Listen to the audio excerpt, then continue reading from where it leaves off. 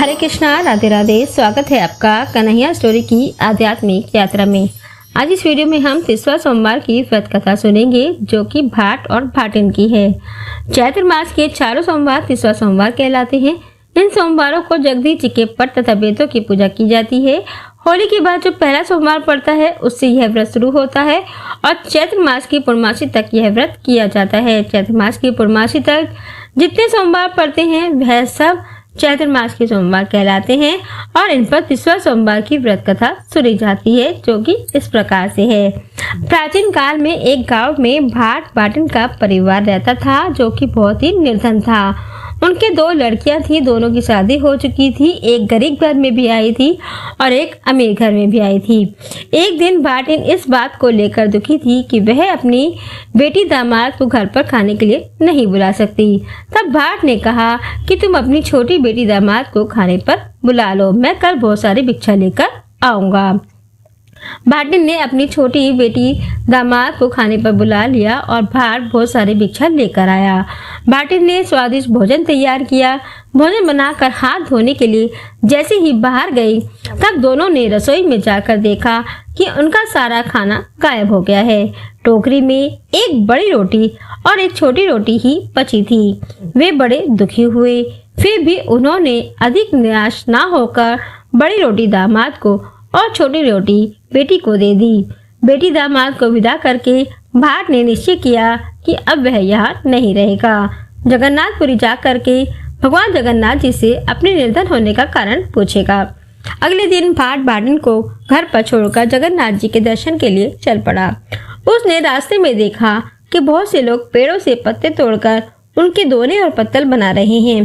कारण पूछने पर लोगों ने उसे बताया कि राजा के महल में श्री जगदीश जी का भंडारा है। भाट भी उनके साथ काम करने लगा और सायंकाल होने पर वह भी उन्हीं के साथ राजमहल में चला गया। भाट भी भोजन करने बैठ गया। उसने एक पत्तल में स्वयं भोजन किया और दूसरा बांधकर एक मटकी में रख लिया। छाछ बेचने वाली स्त्रियां शहर से गांव लौट रही थी। उसने वह मटकी उनमें से एक स्त्री को दे दी। वह स्त्री अभी थोड़ी ही दूर आगे चली थी कि मटकी का बोझ बढ़ने लगा। उसने मटकी उतारी और देखने लगी कि उसमें है क्या।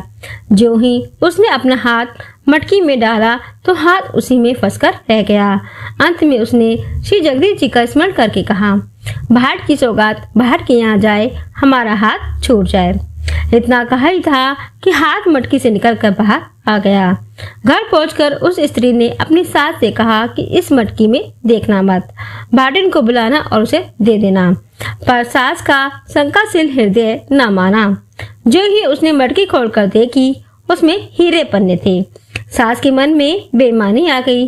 उसने वह मटकी स्वयं रखकर भाटिन को दूसरी मटकी में गेहूं भर देने का विचार किया। जो ही सास ने गेहूं निकालने के लिए कच्ची कोठार का छेद खोला, उसमें से कीड़े निकलने लगे। घबराकर सास बोली, भाट की सौगात भाट के जाए, हमारे गेहूं गेहूं हो जाए। इतना कहते ही गेहूं के गेहूं हो गए। उसने भाटिन को बुलाकर मटकी उसे दे दी। भाटिन ने घर जाकर जब मटकी को खोला तो हीरे जवाहरातों से भरा पाया। उसने उनका एक हिस्सा पुण्य कर्मों के लिए संकल्प करके शेष अपने निर्वाह के लिए रख लिया। उधर भाट श्री जगदीश जी की यात्रा के लिए आगे बढ़ता चला जा रहा था। उसे रास्ते में एक साधु मिले। साधु ने कहा, यदि तुझे सचमुच ही श्री जगदीश जी की लगन है तो तू हमारे धुने में दर्ज जा, तत्काल ही श्री जगदीश जी के पास पहुंच जाएगा। जो ही भाट मुनि में धंसने लगा, साधु ने मन बदल करके अंधेरे कुएं में गिरने का आदेश दिया। भाट कुएं में कूदने को भी तैयार हो गया। फिर साधु के कहने पर भाट भर दूजे के भाड़ में सिर देने को तैयार हो गया। भाट को सारी परीक्षाओं में सफल पाकर साधु बड़ा प्रसन्न हो गए। रात को साधु ने भाट को एक चुटकी दाल, चावल तथा आटा देकर भोजन तैयार करने को कहा। भाट ने एक हांडी में दाल चावल डाल दिए और आटा गूंदकर ढक दिया। आंच लगते ही खिचड़ी हांडी से बाहर उफरने लगी। भाट ने उफान में आया हुआ पानी पी लिया और उसी से संतुष्ट हो गया। रसोई तैयार हो गई। उसने साधु को भोजन के लिए कहा। क्योंकि रसोई पहले ही झूठी हो चुकी थी, इसलिए साधु ने भोजन करने से इनकार कर दिया। भाट ने राहगीरों को भोजन कराना शुरू कर दिया।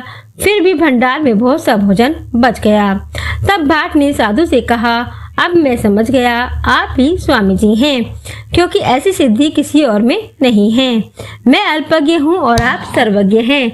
मैं आपकी परीक्षा लेने योग्य नहीं हूँ। जिस प्रकार आपने कृपा करके मार्ग में दर्शन दिए हैं, वैसे ही पुरी में भी दीजिएगा।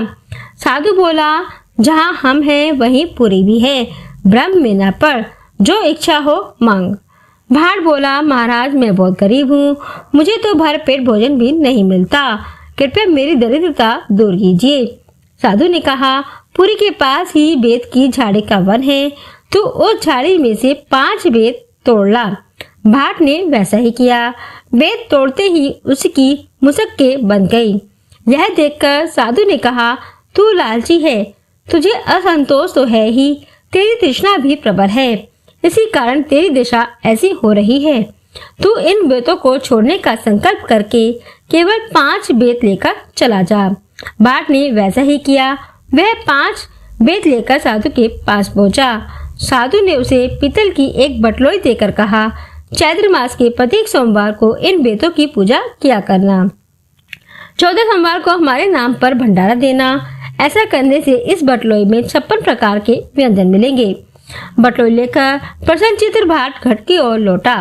रास्ते में वह एक स्थान पर पानी पीने लगा तो उसकी अंजलि में टेसू का एक फूल आ गया। फूल को देखते ही उसे स्मरण हुआ कि आज चैत्र मास का पहला सोमवार है। भाट ने पास ही खेत में काम कर रहे लोगों को बुलाकर उसी स्थान पर पूजन करके कथा कहनी चाहिए, पर कोई भी उसकी कथा सुनने को राजी नहीं हुआ। वह निराश होकर आगे बढ़ गया। उसके जाते ही किसानों का अनाज भी अपने आप जलने लगा। वे भाट को वापस बुला लाए। भाट ने बेतों की पूजा करके कथा कही और अपने घर की ओर चल दिया। दूसरे सोमवार को उसे भेड़ चढ़ाता हुआ गडरिया मिला। उसने उससे कथा सुनने को कहा, पर गडरिया ने भी कोई ध्यान न दिया। परिणामतः गडरिया की भेड़ें भी बिला गई। गडरिया ने भी उसे बुलाकर कथा सुनी। कथा पूरी हुई और उसकी भेड़ें दुगनी चौगनी होकर चलती हुई दिखाई देने लगी। भाट की 2 लड़कियां थी, एक अमीर के घर भी आई हुई थी तो दूसरी गरीब के यहाँ। तीसरे सोमवार को भाट बड़ी लड़की के घर पहुंचा। उसने बेटी से कथा सुनने के लिए कहा, पर बेटी ने ध्यान नहीं दिया तो उसके घर में चोरी हो गई और उसका सारा धन चला गया। तब वह अपनी गरीब बेटी के यहाँ गया। वह बड़े आदर भाव से पिता से मिली। उसने पिता की इच्छा अनुसार चौका लगाया। भाट ने श्रद्धा भाव से पूजन किया। लड़की इतनी गरीब थी कि उसके घर में पूजा का सामान न होने पर वह सन की संटी लेकर बनिए के यहाँ से चना गुड़ आदि लेकर आई। भाट ने गुड़ से साधु के नाम का हवन करके कथा कही। भाट ने साधु द्वारा दी गई बटलोई में बेत डालकर खटखटाया। उसमें से कच्चे के 56 प्रकार के व्यंजनों के ढेर लग गए। गांव के लोग प्रसाद लेने आए। भाट ने उन्हें भोजन कराया। चलते समय भाट ने अपनी लड़की को श्री स्वामी जी का स्मरण ध्यान करने का जैसा आदेश दिया। लड़की नियम पूर्वक वैसा ही करने लगी। उसके घर में नित्य प्रति धन धान्य बढ़ने लगा। जब भाट अपने गांव के समीप पहुंचा तो उसे वहां विशेष चमत्कार दिखाई देने लगा। गांव से बाहर नए नए बाग बगीचे, मंदिर, तालाब आदि देखकर वह विस्मित हो गया। उस दिन भी सोमवार ही था। भाट ने गांव भर के लोगों को निमंत्रण देकर बुलाया। वेदों की पूजा की करके बेत से बटलोई को खटखटाया। 56 प्रकार के व्यंजनों के ढेर लग गए। गांव के लोग भोजन करके चले गए। उस दिन राजा के यहाँ भी प्रसाद पहुंचा दिया गया।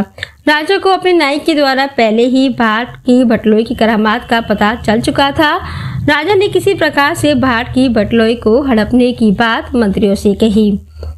दूसरे दिन सेवकों के सहित राजकुमार भाट के घर पहुंचा। भाट ने राजकुमार की मांग पर प्रसन्नता पूर्वक बटलोई दे दी। उन लोगों की प्रसन्नता का ठिकाना न रहा। राजा ने नगर भर में भोजन का निमंत्रण भिजवा दिया, किंतु बटलोई में बेत डालकर खटखटाने पर उसमें से कुछ ना निकला। भोजन के लिए आए वे लोग भूख से व्याकुल हो रहे थे। भंडार भी खाली था। राजा ने क्रुद्ध होकर भाट को पकड़ने के लिए सिपाही भेजे, किंतु वह तो पहले ही भाग निकला था। भाट भयभीत होकर स्वामी जी के पास ही चला जा रहा था। उसी रास्ते में आम के 2 वृक्ष, 2 पोखरे, एक बोझ वाली स्त्री, एक सांप, एक घोड़ा मिला।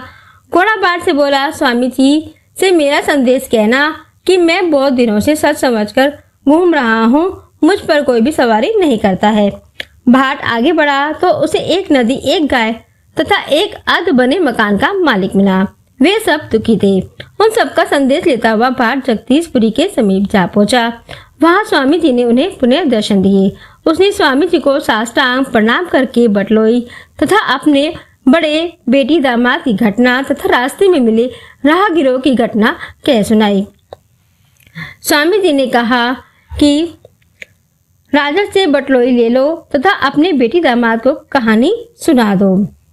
और स्वामी जी ने कहा कि आम के पेड़ पूर्व जन्म की देवरानी जेठानी है। वे सदैव कला करती थी, कभी भी मिलकर नहीं रहती थी। इस कारण उनके जल को कोई नहीं पीता तथा आम को कोई नहीं खाता है। तुम दोनों पोखरों के 5-5 चुल्लू पानी पी लेना और आम के फल खा लेना, तो सब लोग उनका जल पीने लगेंगे तथा आम के फल खाने लगेंगे। बोझ वाली स्त्री स्वार्थी थी। उसने दूसरों से अपने बोझ उतरवाए पर उनके बोझ नहीं उतारे, इसीलिए उसे यह धन मिला। तुम यदि उसके बोझ को स्पर्श कर दोगे तो उसका बोझ उतर जाएगा। सिर पर बड़ा भारी तवा लेकर फिरने वाली स्त्री ने पूर्व जन्म में सास ननद के डर से चूल्हे पर तवा चढ़ाकर खाना खाने बैठ गई थी। तुम उसका तवा छू दोगे तो उसका पाप दूर हो जाएगा। आधा बाम्बी में तथा आधा बाहर रहने वाला सर्प पूर्व जन्म में प्रधान था। उसने औरों की विद्या तो ली पर अपनी विद्या किसी को ना दी। तुम्हारा स्पर्श पाकर भयभीत चलने लगेगा। गाय पूर्व जन्म में स्त्री थी। उसने अपनी सोच तथा अपने पुत्र में झगड़ा करवाया था, इसीलिए उसे बेटे का वियोग हुआ है। तुम उन्हें एक दूसरे से मिला देना। घोड़ा अपने स्वामी को रणभूमि में लड़ता हुआ छोड़कर भाग गया था। यदि तुम उस पर सवार होकर 5 कदम चलोगे तो सब उस पर सवारी करने लगेंगे। अर्ध बने मकान के मालिक से कहना कि उसके नगर में यदि कोई कन्या कुंवारी है और उसके माता पिता बड़े निर्धन हैं, उस कन्या का यदि वह किसी अच्छे घर में ब्याह करा देगा तो उसका मकान सहज ही उठ जाएगा, उसकी समस्त मनोकामनाएं पूर्ण हो जाएंगी। इतना सब कहकर स्वामी जी अंतर्ध्यान हो गए। जब रास्ते में सबको संदेश पहुंचाता हुआ भाट अपने गांव पहुंचा तो राजा ने उसे बुलाया और उसका भव्य स्वागत किया। उसकी बटलोई उसे लौटा दी। भाट ने स्वामी जी की पूजा की, बड़ी लड़की तथा दामाद को बुलाया और उन्हें कथा सुनाई। कथा सुनने से उनकी संपत्ति पहले जैसी ही हो गई। इस प्रकार कुदरती भाट की यात्रा के समय से 30वां सोमवार की यात्रा का प्रचलन हुआ। टेसू के फूल से पूजन की परंपरा भी यहीं से शुरू हुई, इसीलिए इन्हें 30वां सोमवार कहते हैं। चैत्र मास के सभी सोमवार को 30वां सोमवार का व्रत और पूजन किया जाता है। पूजन के समय श्री जगदीश जी के पट एक पटा पर पधारे जाते हैं। बेटों को धोकर घुले जल में को बर्तन में रख लेते हैं। इसी बर्तन में बेत खड़े करके दीवार से टिकाए जाते हैं।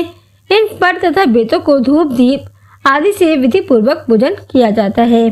फूलों की माला के साथ जौ की बालें, आम्र मंजरी तथा टेसू के पुष्प चढ़ाने का विशेष महात्म्य है। कच्चे पक्के पकवानों का भोग लगाकर कथा कही जाती है। कथा करने के बाद बेतों पर अक्षत चढ़ाए जाते हैं। यह इस व्रत में टेसू के पुष्प से पूजा करने का विधान है, इसलिए इस व्रत को 30वां सोमवार कहते हैं। इन सोमवारों का व्रत पूजन वही लोग करते हैं जिन्होंने जगदीश जी के दर्शन कर लिए होते हैं। इन सोमवारों की पूजा दोपहर के समय होती है। दोपहर तक श्री जगदीश जी का दर्शन करके आने वाला तथा घर का प्रमुख व्यक्ति व्रत रखता है। जगन्नाथ जी की इस कहानी को जो पढ़ता है, सुनता है और दूसरों को सुनाता है, उसकी समस्त मनोकामनाएं पूर्ण होती हैं। तो ये थी 30वां सोमवार की व्रत कथा। कथा अधूरी हो तो भगवान पूरी करना। कथा कहने वाले, सुनने वाले सभी पर अपनी कृपा बनाए रखना। जय जगन्नाथ।